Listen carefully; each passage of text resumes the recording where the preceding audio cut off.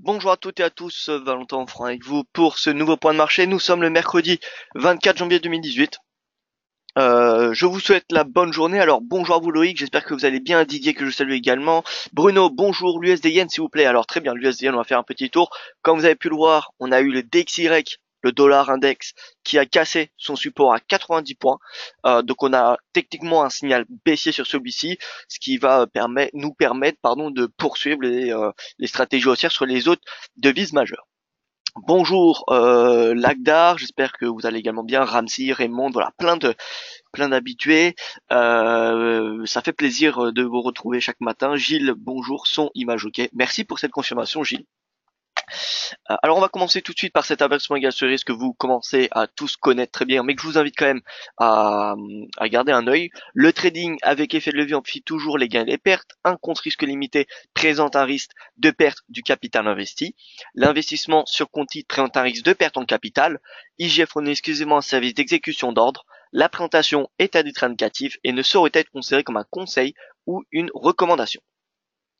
Au niveau de l'actualité, alors, les importations US, vous savez que le gouvernement de Trump a imposé des taxes de 30% sur les panneaux solaires et jusqu'à 50% sur les machines à laver. Excusez-moi, il y a quelques mots qui ont sauté. Donc jusqu'à 50% sur les machines à laver importées aux États-Unis. Alors ce n'est pas que sur la Corée du Sud. Hier, je vais préciser sur la Corée du Sud, mais ce n'est pas que sur la Corée du Sud, c'est pour tous les pays.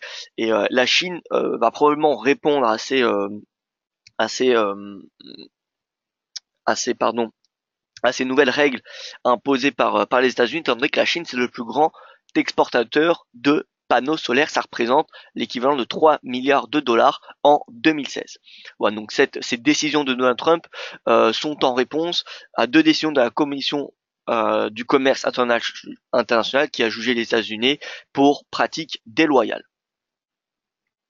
Au niveau de l'Allemagne, il y a des statistiques l'indice ZOO qui a été très supérieur aux attentes au mois de décembre à 95,2 contre 89,8 de prévu et a atteint un nouveau plus haut historique. Du côté de la zone euro, il a progressé, mais il n'a pas atteint des nouveaux historiques, mais il a quand même progressé. Donc c'est à souligner. Petit graphique du jour. 43% des composantes du Dow Jones ont un RSI supérieur à 70, donc c'est que le Dow Jones c'est 30 valeurs. Donc sur ces 30 valeurs, il y en a 43% qui ont un RSI 14 périodes, je le précise, supérieur à 70. Ce qui représente quand même 3 standard value, de la moyenne. La moyenne étant à 11,82 depuis, vous voyez, depuis 2 ans. En 2 ans, la moyenne, c'est environ 11,82% des composantes du Dow Jones qui ont un RSI supérieur à 70. Actuellement, on est quand même à 3 fois cette moyenne, ce qui fait 45,56. On est un petit peu en dessous de 43,43. Et vous voyez que la dernière fois où on a eu un niveau aussi élevé, eh bien on a eu une petite consolidation qui a duré, on va dire, 2 mois. Voilà, donc on n'est pas à l'abri que à 2600 points, à 26 000 points, pardon, le Dow Jones, on connaisse une consolidation. Voilà, donc, mais par contre après ça pourrait bien évidemment être l'opportunité de passer à l'achat. Voilà, donc c'était simplement le graphique du jour. Sachez que sur le CAC 40, on est aux alentours des 13% des composantes qui ont un RSI supérieur à 70. 13%, c'est pas grand chose. Et au niveau du FTSE, nous sommes aux alentours des 17-18%, il me semble. Les chiffres de la séance américaine et asiatique. Le DXY, comme vous pouvez voir, qui a perdu, qui a cédé du terrain. Le Dow Jones, qui a reculé légèrement, étant donné qu'il y a moins de valeurs techno. Les valeurs techno qui ont encore une fois superformé les marchés actions hier. Le Nasdaq qui a inscrit la meilleure performance des 3 indices majeurs, plus 0,71%. Le S&P, le benchmark moyen, évolue de plus 0,22. Le rendement du T-Note se détend légèrement, revient à 2,61, ce qui reste quand même sur une année glissante des niveaux quand même assez élevés. On est dans la fourchette très très haute. Je vous rappelle que sur un an, la fourchette du rendement du T-Note est 2% et la fourchette haute c'est 2,70 pour faire large. Donc on est quand même très très haut par rapport à cette année glissante. Ce matin, on a le yen qui gagne du terrain. Voilà, le marché continue à payer du yen. Il y a beaucoup de catalyseurs qui permettent d'acheter le yen. On a la faiblesse du yen déjà d'un point de vue long terme. On a la croissance mondiale qui a été revue à la hausse par le FMI, par la Banque mondiale récemment, et qui donc booste les exportations japonaises. Nous avons également les propos de la BOJ il y a 2 semaines qui ont donné un petit coup de punch au marché sur une possible normalisation de la politique monétaire de la BOJ dans les prochains mois. D'ailleurs, dans son discours, dans le discours de Kuroda hier matin, il a indiqué que la normalisation n'était pas pour aujourd'hui, elle n'était pas encore prévue, étant donné que les objectifs, enfin les statistiques macroéconomiques sont encore très loin d'accomplir les objectifs de la Banque centrale. Mais ça n'empêche pas le marché de payer le yen. C'est un petit peu comme ce qu'on a connu sur l'euro il y a un an. Rappelez-vous, début 2017, l'euro était aux alentours des 1,05. L'inflation était loin des 2%, la croissance était loin également de ce qu'on a aujourd'hui, le taux de chômage était à près de 10%. La Mario Draghi exprimait les mêmes propos, c'est-à-dire que la politique monétaire accommodante est encore nécessaire, étant donné que les statistiques ne remplissent pas n'ont pas atteint l'objectif de la Banque centrale. Mais ça n'a pas empêché l'euro de prendre 15% à peu près, de prendre 15% en 2017 face au dollar. Et pourtant le dollar, avec la Fed, 3 hausses des taux, diminution du bilan, voilà. Il faut voir le marché comme toujours en train de spéculer, donc d'anticiper. C'est pas lorsque nous avons la hausse des taux qu'on va avoir une hausse du dollar. Ça se fait avant. Et on l'a vu de toute façon hier quand on a comparé les probabilités données par CME Group sur les hausses des taux et la réaction du marché sur le dollar. Et on a vu que ça se faisait avant. Plus la probabilité augmentait, plus le dollar augmentait. Et là où il y avait le plus de momentum, c'était lorsque la probabilité était en dessous de 50 et qu'augmentait. Et quand elle s'approchait de 100%, quand elle était entre 90 et 100%, et bien on n'avait plus d'action haussière du dollar parce que le marché avait déjà intégré presque totalement la hausse des taux. Donc plus d'action sur le prix. Voilà, donc ça fera le sujet d'un webinaire éducatif, mon prochain webinaire éducatif, donc dans 2 semaines, ça sera à ce sujet-là, c'est les probabilités de hausse des taux, enfin les hausses des taux, comment trader les hausses des taux, tout simplement. Donc le yen qui rebondit ce matin, le gold qui gagne également un petit peu de terrain, le Nikkei qui recule au vu de la progression du yen, et le Hang Seng qui continue à marquer des nouveaux sommets. Le calendrier économique, je viens sur le site Eliefix parce qu'il y en a quand même pas mal. Donc on a vu la balance commerciale qui a augmenté par rapport au mois dernier, mais qui a été inférieure au consensus. Mais on a quand même eu une belle augmentation. Ce matin, et c'est plutôt les annonces de la journée, ce sera les indices PMI de la zone euro et de l'Allemagne. Les indices PMI seront les statistiques macroéconomiques de la journée. Donc 9h30 et 10h. 9h30 pour ceux allemands et 10h pour ceux de la zone euro. Attendu en progression. Le plus important sera le composite. Même si le manufacturier et services sont importants, le composite l'est particulièrement parce qu'il regroupe le manufacturier et le service. Donc ça donne un point de vue plus global. Ensuite, nous aurons dans le même temps que les publications PMI de la zone euro, des chiffres sur les salaires et sur l'emploi au Royaume-Uni. Ce qui sera important ici, c'est le revenu moyen bonus compris, parce qu'on sait que une baisse du taux de chômage, ça fait augmenter les salaires, hausse du salaire, hausse de l'inflation. Donc si on a ici des revenus qui sont supérieurs aux précédentes publications et au consensus, la livre sterling sera haussière, parce que ce sera synonyme d'accélération de l'inflation. Et enfin, les indices PMI aux États-Unis. Et ce soir, on peut voir l'IPC en Nouvelle-Zélande, attendu inchangé sur un rythme annuel. Alors bonjour à tous ceux qui viennent de nous retrouver. François qui me demande les cryptos. Alors je vais y venir. Bien écoutez, on va commencer sur les cryptos. On commence jamais sur les cryptos. C'est vrai que c'est assez intéressant ce qui se passe actuellement. Donc on va faire ça rapidement parce que je sais qu'il y en a beaucoup qui ne s'intéressent pas du tout aux cryptos. Donc bon, on va faire ça assez rapide. Bitcoin, il tient les 10 000. Techniquement, tant qu'il tient les 10 000, pour moi, c'est un support important. Donc pourquoi pas payer les 10 000 $.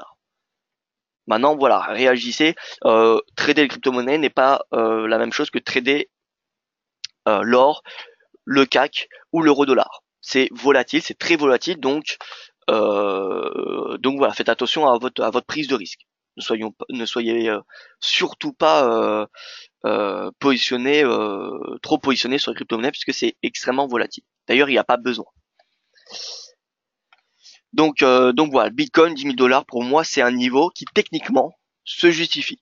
En plus, on a Lightning Network qui est en train de se mettre en place, qui n'est pas encore sûr à 100%, mais voilà, fondamentalement, il se met en place. Si ce système est adopté par la communauté Bitcoin, ça pourrait réellement propulser le cours parce que ça permettrait de désengranger la blockchain. Et c'est ça le problème majeur du Bitcoin actuellement. Alors qu'il y a un an, le coût d'un transfert Bitcoin coûtait quelques centimes, ça coûte aujourd'hui 15 $. 15, 20 $, et on a eu même un pic au mois de décembre de 50 $ l'un transfert Bitcoin, que ce soit un Bitcoin ou 0,01 Bitcoin. Voilà, donc sa popularité a été mal gérée par la communauté. De toute façon, la communauté qui n'anticipait pas cette démocratisation du Bitcoin en 2017, eh bien forcément toutes les personnes qui sont venues, les nouveaux utilisateurs du Bitcoin de 2017 ont engrangé la blockchain, l'ont rendu moins fluide, ont fait envoler les coûts et donc il faut bien que la communauté trouve des solutions pour voilà rendre le Bitcoin à nouveau compétitif. Donc voilà, techniquement 10 000 $ pour moi ça se paye. On a eu des parenthèses, excusez-moi, pour le Lightning Network, on a eu des premiers tests qui ont été réalisés au mois de décembre, qui ont été réalisés avec succès. Maintenant, c'était à très petite échelle. Le Bitcoin, c'est quand même la crypto-monnaie, l'une des crypto-monnaies les plus utilisées. C'est la crypto-monnaie qui a plus de captation boursière. Donc, vous imaginez bien qu'il faut un système sans défaut, parce que s'il y a un défaut, ça remettrait en cause toute la viabilité du Bitcoin, même si ça reposerait que sur une mise à jour ponctuelle, ça remettrait en cause toutes les crypto-monnaies. Donc voilà, il n'y a pas droit à l'erreur pour le Lightning Network. Donc ça se fait, les tests se font petit à petit et une application globale sur la blockchain est attendue en 2018. Et dès lors qu'il y aura cette application globale, je pense que ce sera le moment où le Bitcoin va réellement décoller. L'Ethereum, 1000 $, techniquement c'est pareil, ça se paye, je pense. On peut voir que le momentum est sur un niveau de support à 50. Donc voilà, je ne serais pas surpris si l'Ethereum rebondit à 1000 $. Alors bonjour à vous, bonjour Catherine, bonjour à tous ceux qui viennent de nous rejoindre. Euh, donc voilà pour les cryptos, hein, je vois qu'il y a pas grand chose d'autre intéressant, hein.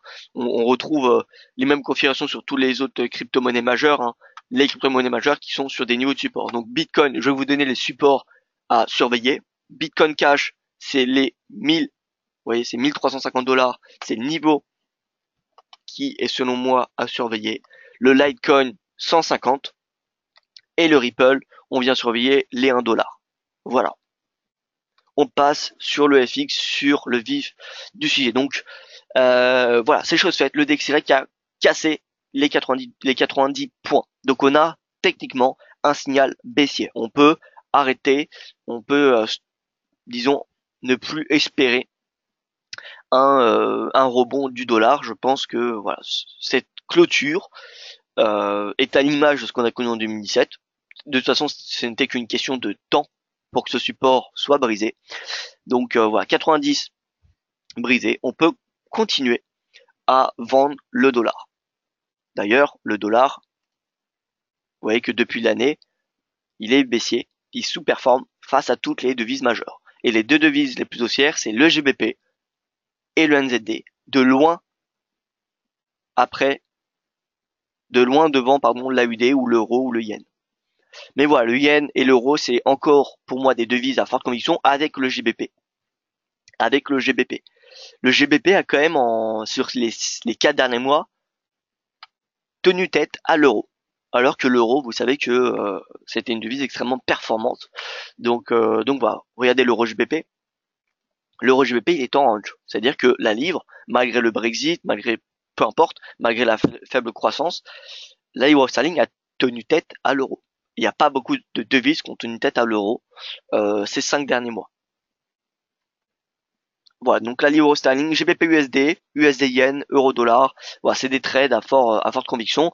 Bon, maintenant, faut pas les payer à n'importe quel prix, hein, ces paires de forex. Le GBP qui casse un 40. On a techniquement un signal de breakout, donc pourquoi pas un signal haussier. Maintenant, moi, d'un point de vue d'analyse technique, je vois que le cours se situe dans la borne haute de son canal ascendant, donc c'est pas ce qui m'intéresse. Dès qu'on est au-dessus de la médiane, je vais pas m'intéresser à l'achat, même si on a des signaux, parce que je considère le prix trop risqué. En plus, ça, le momentum touche un niveau d'excès à 80, et dernière fois où il a touché 80, eh bien on a eu un repli. Vous pouvez voir quand même de près de 500 pips, hein, quasiment. Donc voilà, prudence. L'excès momentum n'est jamais bon. L'excès momentum n'est jamais bon. Donc voilà, même si on a un signal de breakout, personnellement, je m'abstiendrai de payer le JBP actuellement, au vu de l'état du momentum. Par contre, s'il revient dans cette borne inférieure, sous la médiane, ça sera le moment où je surveillerai les signaux de rebond, que ça soit du momentum avec une divergence ou que ça soit le prix sur un support.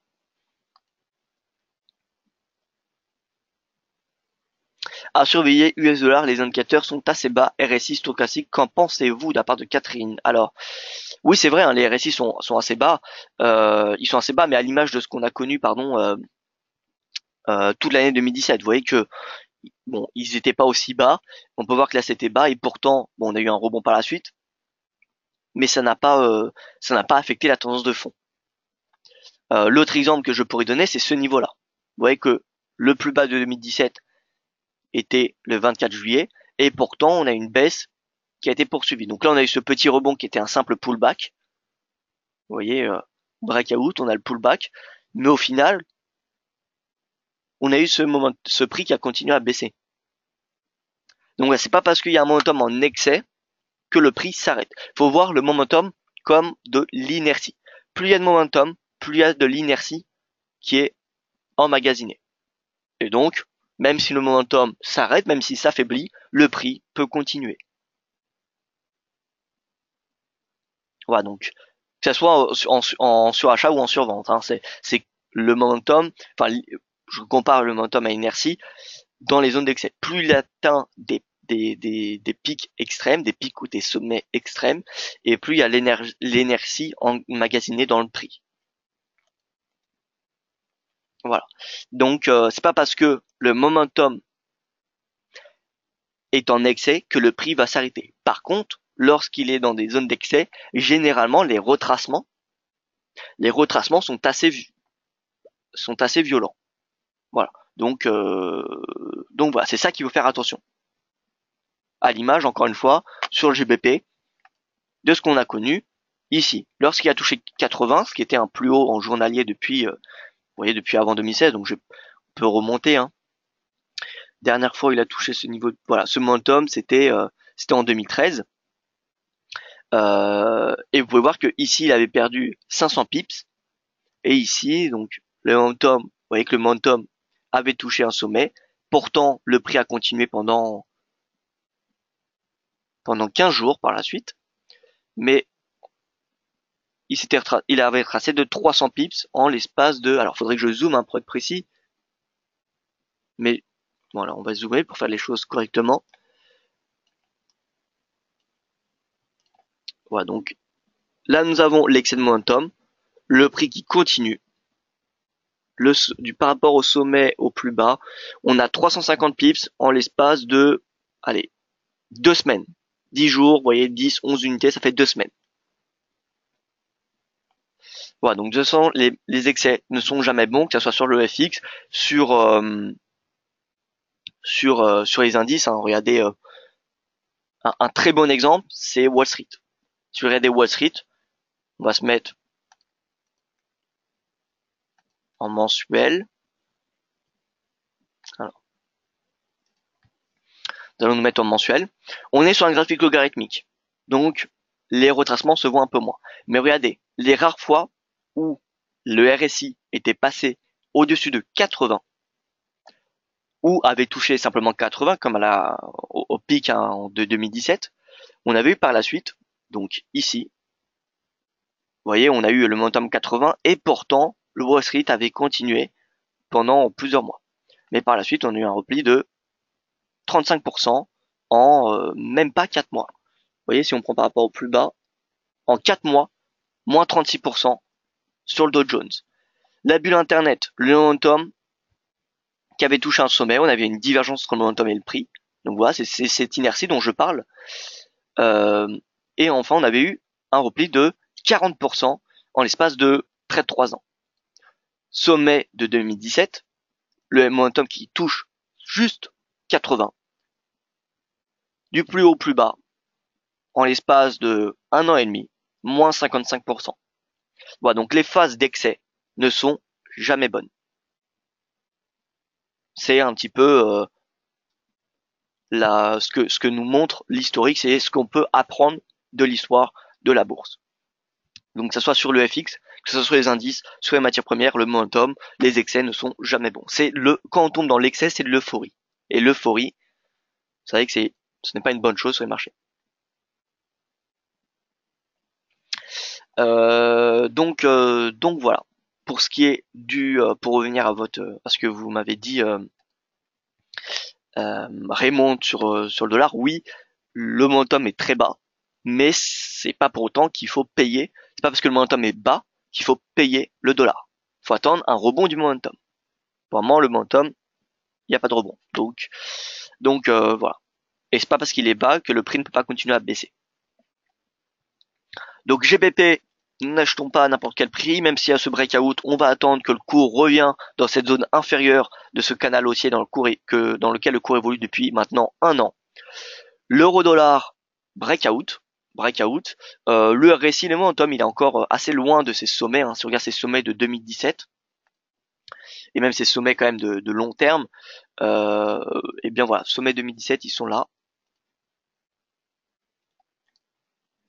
Et vous voyez qu'on a quand même une petite marge, donc je pense que ce breakout est, est utilisable en swing sur l'euro. Donc achat au niveau de prix actuel, un stop en dessous du précédent plus bas de ce range, et on vient viser pourquoi pas 1,25. Ça me semble largement possible. Pourquoi? Fondamentalement, on est la zone euro qui a des très très bonnes statistiques. Si vous regardez un petit peu les confiances des consommateurs, confiance des entreprises, perspectives économiques, peu importe, les sondages des analystes sont très très bons. Et il n'y a jamais eu autant de positions spéculatives sur l'euro de la part des hedge funds qu'aujourd'hui. Donc voilà, on a un réel momentum, un réel engouement pour l'euro, ce qui mène à penser que voilà, même si on a des momentum qui s'approchent des zones d'excès, le prix va continuer à augmenter parce que voilà, on a quand même beaucoup de momentum. Et d'un point de vue journalier, le RSI n'est pas en excès. Enfin, il s'approche, il est à 70, donc il arrive en excès. En hebdo, il ne l'est pas encore. En mensuel, il ne l'est pas encore. Donc voilà, il y a une marge de progression encore sur l'euro. Il y a une marge de progression jusqu'à 1,25 pour moi qui devrait être atteinte d'ici les prochaines séances, quelques semaines. Voilà, donc là le signal qu'on a eu hier, c'est un signal de breakout à la hausse. Donc stop, donc là au niveau du prix actuel, on mettrait un stop en dessous du précédent plus bas, donc 150 pips en termes de swing trading de risque pour chercher un 25. Voilà, donc 170 180 pips de gain, donc ça fait un ratio risque-rendement un petit peu supérieur à 1. 1,25 c'est le minimum, on ira probablement chercher plus haut avant de revenir chercher les 1,25. Voilà, je pense qu'on peut viser le retour en haut de ce canal. Donc par rapport au prix actuel, c'est environ, bon ça dépend le momentum qu'il y aura, mais c'est aux alentours de 400 pips potentiellement de hausse. L'USD Yen, breakout, descend. Donc signal techniquement baissier. Signal techniquement baissier. Le prochain support mineur, on va dire, il se situe ici. Je vais le différencier des autres parce que les autres c'est des prix de clôture mensuels et vous savez que les prix de clôture mensuels sont très importants. Mais voilà, le prochain support technique, il est ici. Donc l'USD Yen, pour ceux qui sont à la vente ou pour ceux qui ne le sont pas, je pense qu'on peut prolonger, qu'on peut anticiper une baisse plus importante jusqu'à 108, étant donné que le DXY a cassé les 90. Voilà, pour moi, il y a assez de momentum pour que le prix vienne chercher ce support d'ici les prochaines séances, avant de connaître un rebond.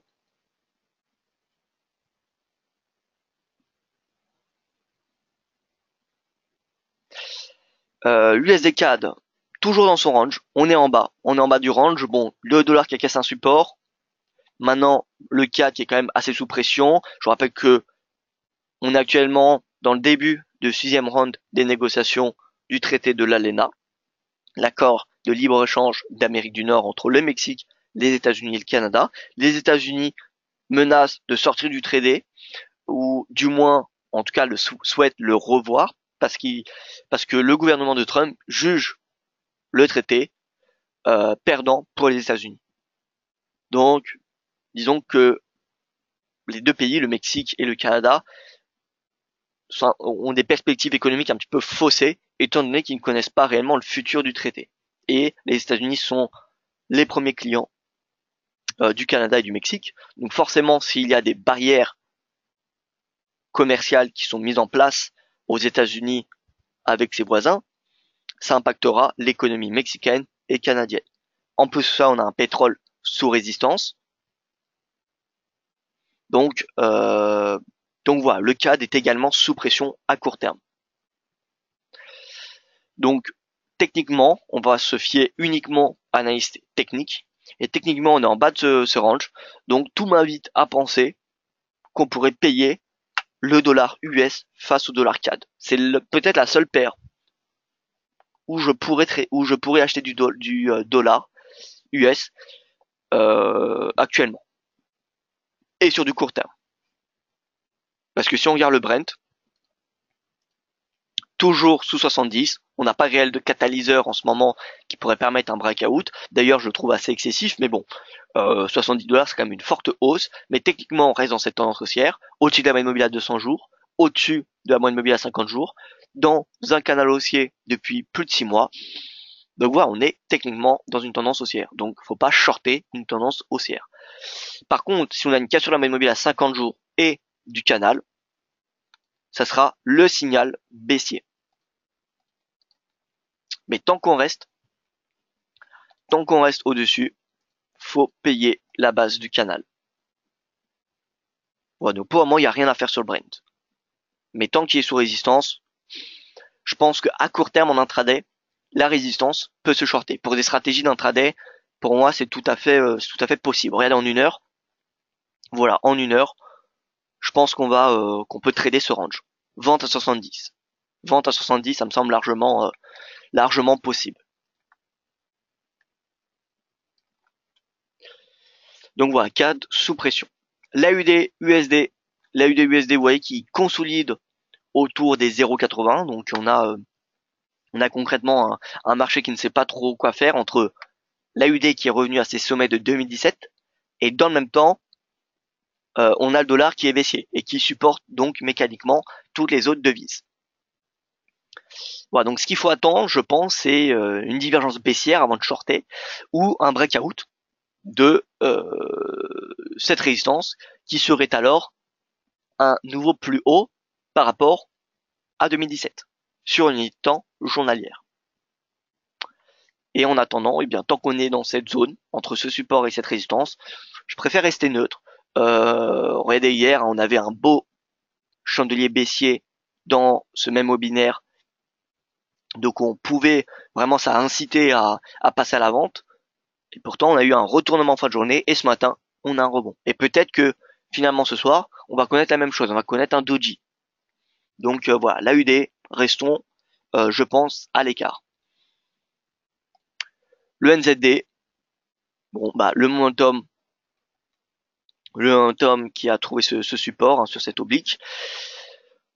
Bah, techniquement c'est haussier, c'est haussier. Je pense que le NZD peut venir chez 0,75 au vu du momentum, même s'il arrive d'une zone d'excès. Euh, le chandelier d'hier m'invite réellement à penser que il y a encore suffisamment d'énergie pour que le marché transporte le prix jusqu'à 0,75. Donc voilà, NZD USD, direction 0,75, stratégie de breakout, on met un stop en dessous du précédent plus bas, ce qui fait un risque de 135 pips, à peu près 136, pour un gain de 131. Donc voilà, on va dire ratio risque rendement de 1. C'est pas optimal, mais ça reste un ratio légèrement, très légèrement positif. Maintenant, vous pouvez très bien mettre un stop un peu plus serré en dessous de cette résistance, en dessous de ce support, pardon, le seuil à 0,73. Voilà, si on met à ce support-là à 0,7287, ça va faire un stop un peu plus serré. Ça augmente donc le ratio.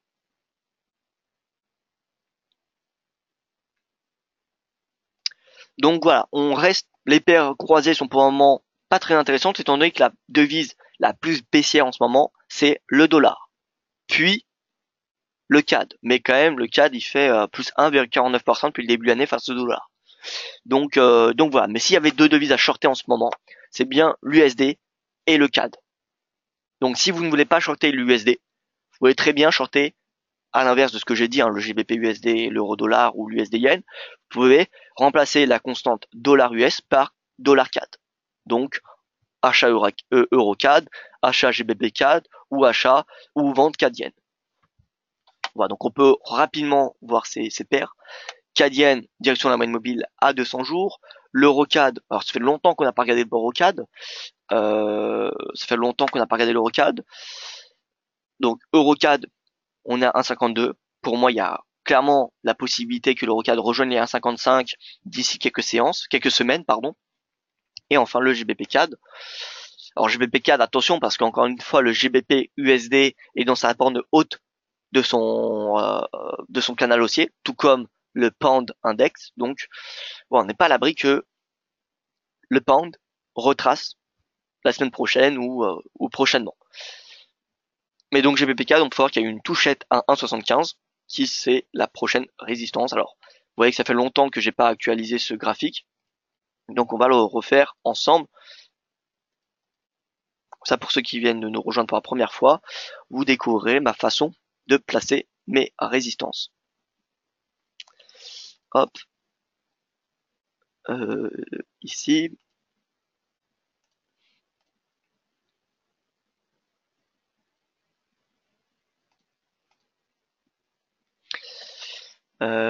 Ici. Moi, je pense qu'on est plutôt bon. On va me mettre en annuel. Alors, annuel, pardon.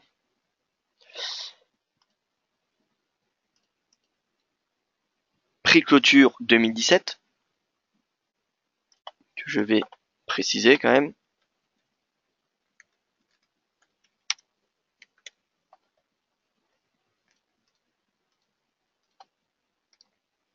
Et donc en journalier, on a cette zone de support à 1,70. Vous voyez la clôture 1,69,97,9.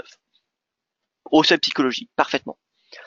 Donc voilà, un retour à 1,70 serait sur du moyen terme une opportunité pour passer à l'achat. Et donc GBP4 direction 1,75 et à terme, je pense qu'on a clairement la possibilité de revenir 1,80. Donc voilà, c'est largement possible à moyen terme, en swing trading moyen terme. Voilà, on passe sur les marchés actions qui sont, on peut le voir ce matin, un petit peu dans l'hésitation. On a eu une nette surperformance du DAX hier.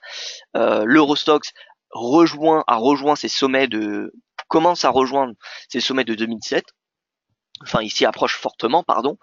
Le momentum est encore assez sain. Il est à 64 seulement, alors que tous les autres RSI mondiaux, à part peut-être ceux d'Asie qui ont respiré, mais sinon, en fait, si on regarde le RSI du MSCI monde, le RSI du MSCI pays émergents ou encore RSI de Wall Street, c'est en surachat.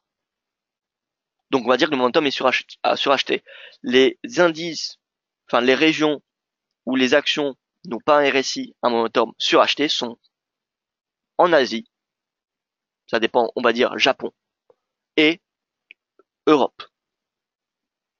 Ce qui font de ces deux régions des régions peut-être attractives. Si on a une respiration du momentum à Wall Street, ça se fera au bénéfice de ces deux régions, excusez-moi. Donc voilà, l'Eurostoxx en swing, on vient chercher les 3700. On a acheté, je vous rappelle, au contact de la moyenne mobile de 100 jours. Alors il y a une petite frayeur fin décembre parce qu'on a eu vous voyez, un petit excès en dessous. Mais voilà, on vient chercher 3007 et à moyen long terme, pour ceux qui s'intéressent à du moyen terme, c'est 3008, voire même 4000. C'est 4000 ma prévision pour 2018. Le CAC 40, on a réintégré ce range. 5500 points est un niveau de support intéressant. Pourquoi? Parce que d'un point de vue fondamental, on est plutôt à l'abri de risques en zone euro. Bon, les négociations en Allemagne ne sont pas terminées, mais bon, a priori, je pense fortement qu'il y aura une coalition de formée en Allemagne. En Espagne, le risque catalan, si on regarde le spread France-Espagne, spread obligataire France-Espagne ou le spread obligataire Allemagne-Espagne, est relativement bas. Ce qui veut dire que les investisseurs n'apportent pas trop d'inquiétude au cas de la Catalogne. Et en Italie, on a le MIB qui superforme. Il superforme les autres indices de la zone euro. Il fait plus 10% depuis le début de l'année, plus 10%, c'est énorme. Donc voilà, on voit que le risque en Italie n'est pas très important. Donc en Allemagne,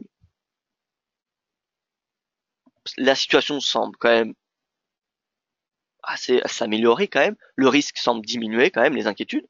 En Catalogne, on le voit sur le spread obligataire, le risque est assez bas. Enfin, les inquiétudes sont assez basses.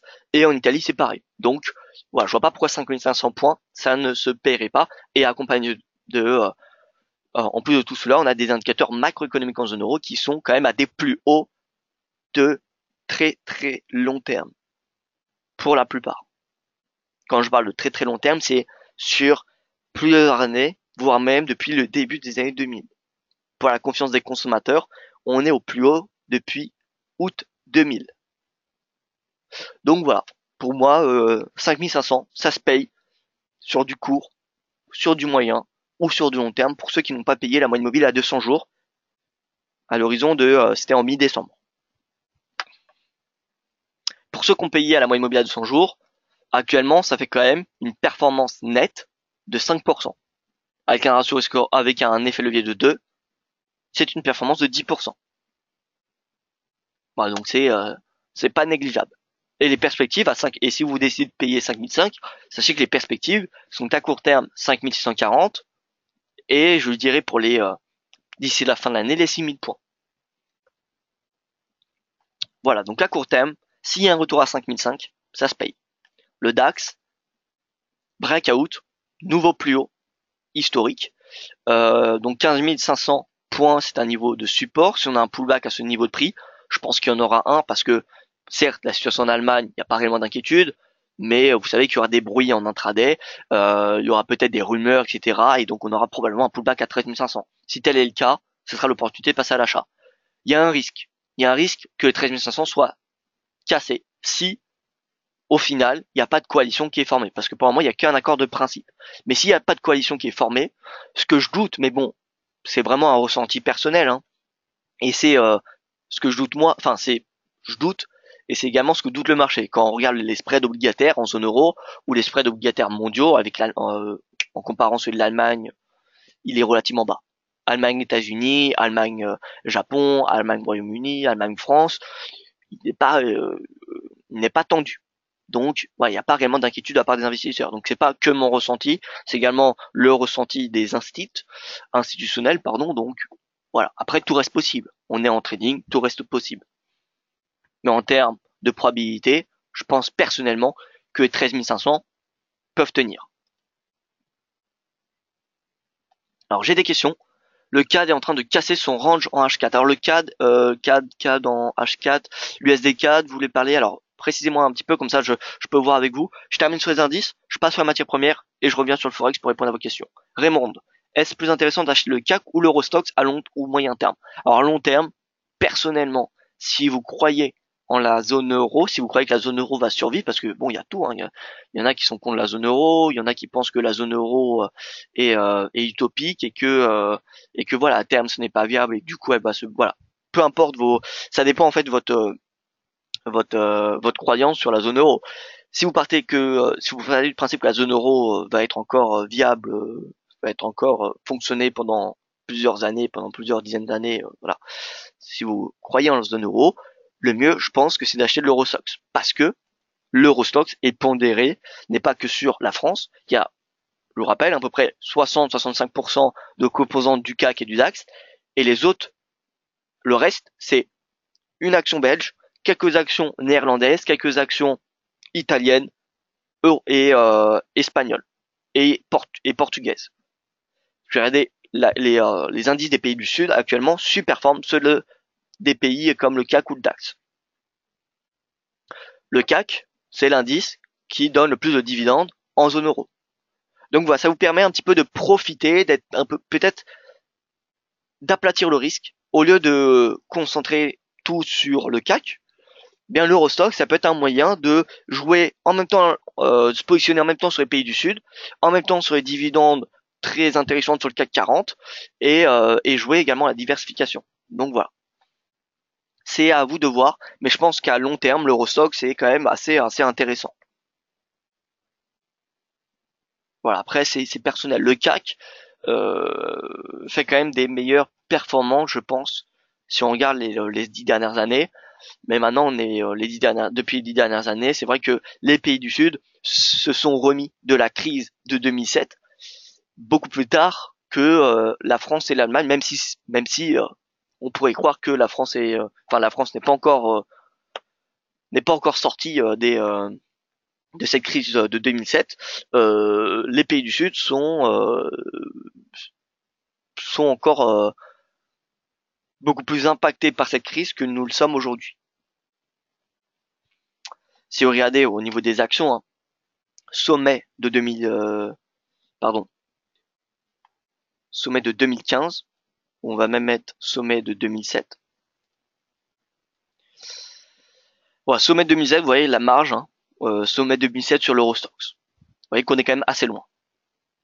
Le CAC, sommet 2007, on est relativement proche. Alors, on voit pas bien parce que j'ai quand même pas mal de niveaux.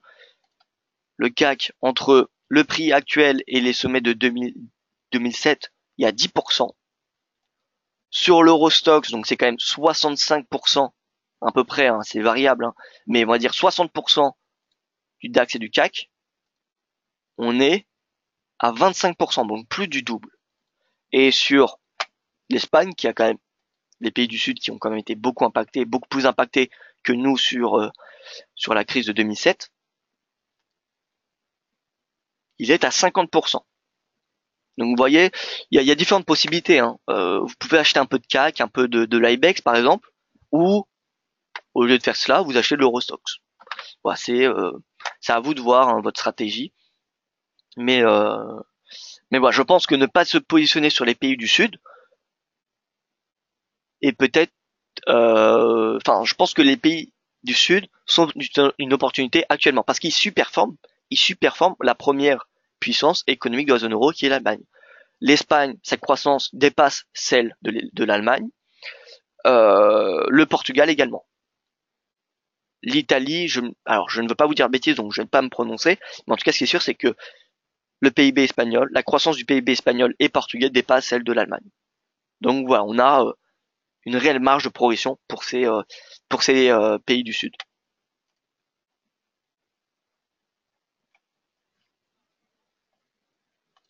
Voilà, donc pour l'Allemagne, pour le DAX, je rappelle en intraday, les 13 500 se payent. Les 13 500 se payent. Et prise de bénéfice à 13 600 points, qui est le plus haut d'hier et le plus haut historique. Alors je passe sur les matières premières et ensuite je réponds à vos questions. Matières premières, ça va aller assez vite. L'or qui reprend sa tendance haussière, 1350, ça devrait être atteint aujourd'hui. Si ce n'est pas le cas, ça devrait être atteint d'ici la fin de semaine. On peut voir que le momentum a une petite marge de progression avant d'arriver dans une réelle zone d'excès, même si la zone d'excès c'est 70. on y est actuellement. Pour moi, vraiment, là où il faut s'inquiéter, c'est 80. Voilà, 70, c'est une zone d'excès. C'est 70-30, les bornes du RSI. Mais moi, j'ai illustré les zones où c'est vraiment, ça commence à être vraiment inquiétant. Parce que sinon, on a quasiment tout le temps le momentum qui arrive dans des zones d'excès. Vous voyez, ici, c'était en zone d'excès, et pourtant, on avait une longue poursuite du prix. Ici, c'est pareil. Excès, excès. Donc voilà, tous les pics, finalement, c'était en surachat. Donc voilà. Pour moi, ça m'intéresse pas réellement, même si je les prends en considération. Et donc voilà, 1350, une fois 1350, prise de bénéfice. Je pense qu'il y aura une petite prise de bénéfice. Et si ce n'est pas le cas, la prochaine résistance à court terme, je pense que, en fait, en termes de trading, c'est possible de prendre une partie des bénéfices à 1350 et une autre partie à 1377 qui correspond au plus haut de 2016. Voilà. Donc c'est possible de prendre, par exemple, si vous êtes à l'achat, 50% des gains à 1350 et la fin de la position à 1375. Parce que si le cours atteint 1375, à mon avis, le momentum sera très important et ce sera le moment d'anticiper une respiration, un retracement du prix. Le FANG Index, l'index technologique de IG, marque des nouveaux records, 2500, donc il cote depuis le 10 janvier, comme vous pouvez le voir. On a eu le signal de breakout qui avait été donné hier. Vous voyez là, le plus haut, l'ancien plus haut, breakout, qui a été donné lundi, pardon. Donc ça, c'est vraiment un indice, vous êtes client chez IG, hein. FANG, c'est les grosses entreprises technologiques. On a Netflix dedans. Pourquoi on a ce chandelier haussier? Parce qu'il y a Netflix qui est coté. Netflix, alors qu'ils ont toutes les entreprises cotées dedans, donc Apple, Google, Amazon, etc., ont une pondération équivalente, ont une pondération égale. Donc c'est pas par rapport à la capitalisation boursière comme le S&P ou comme le Nasdaq, etc. Alors je ne sais plus c'est quoi la fréquence où on va dire l'index est rééquilibré, mais il me semble que c'est assez régulièrement. Et chaque valeur commence à chaque mise à jour, chaque composante ont une pondération équivalente. Et Netflix a pris 10% hier. Donc vous doutez bien, étant donné qu'il a été mis en ligne le 10 janvier, la pondération est encore extrêmement importante sur Netflix. Donc si on a un plus 10% sur Netflix, on a déjà tout le secteur techno qui va progresser. Et donc voilà, l'indice qui prend 2% en une seule journée. Donc le FANG, attendez-vous à quelque chose de beaucoup plus volatile que le Nasdaq. En fait, qui va faire les mêmes performances que le Nasdaq, que ce soit la hausse ou à la baisse, mais de façon plus importante. Donc si par exemple le Nasdaq est baissier, le FANG sera baissier. Et encore plus baissier que le Nasdaq. Et c'est comme le Nasdaq si vous comparez le Nasdaq au S&P. Si le S&P est baissier, sur du long terme, je parle bien, le Nasdaq sera normalement baissier, mais de façon plus importante. Si par exemple le S&P perd 2%, le Nasdaq peut perdre 5% et le FANG index peut perdre 10%.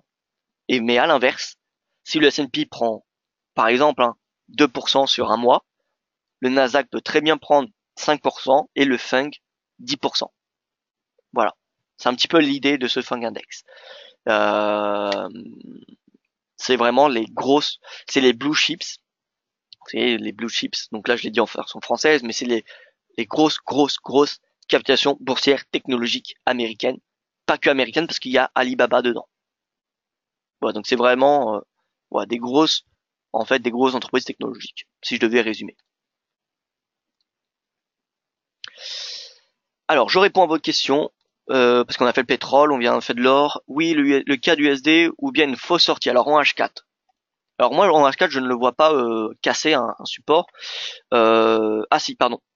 Alors, je pense c'est parce qu'il vient, voilà, il vient de tester le support. Donc attention, hein, c'est de l'intraday. Regardez ici. Rappelez-vous, à ce moment-là, on avait une sortie. Et au final, on a eu une réintégration.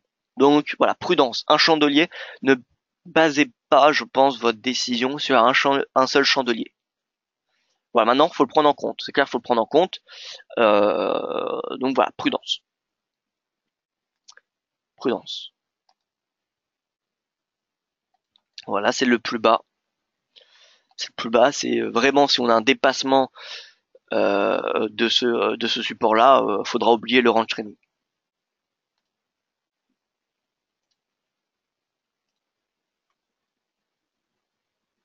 Voilà, alors je pense avoir répondu à toutes vos questions. Alors c'est toi qui feras formation crypto chez IG jeudi, Loïc. Alors non, ce n'est pas moi. Ce n'est pas moi, c'est Vincent Bois, mon collègue, qui a qui est également qui a quand même vraiment des compétences très très bonnes technologiquement sur les cryptos. Donc si vous voulez apprendre les cryptos, la formation demain de IG proposée par Vincent Bois, il me semble, est quelque chose qui pourrait vous intéresser. Mais c'est beaucoup tourné sur la technologie. Voilà, alors j'ai répondu à toutes vos questions. Je vous remercie donc pour votre attention. Je pense qu'on en a fini pour ce point de marché. En conclusion, DXY qui casse sur port, donc on continue à vendre le DXY. Voilà, c'est un petit peu ça la conclusion de ce point de marché. Et voilà, soyez prudents au niveau des statistiques européennes aujourd'hui. Je vous souhaite une excellente journée et je vous donne rendez-vous demain pour mon prochain point de marché.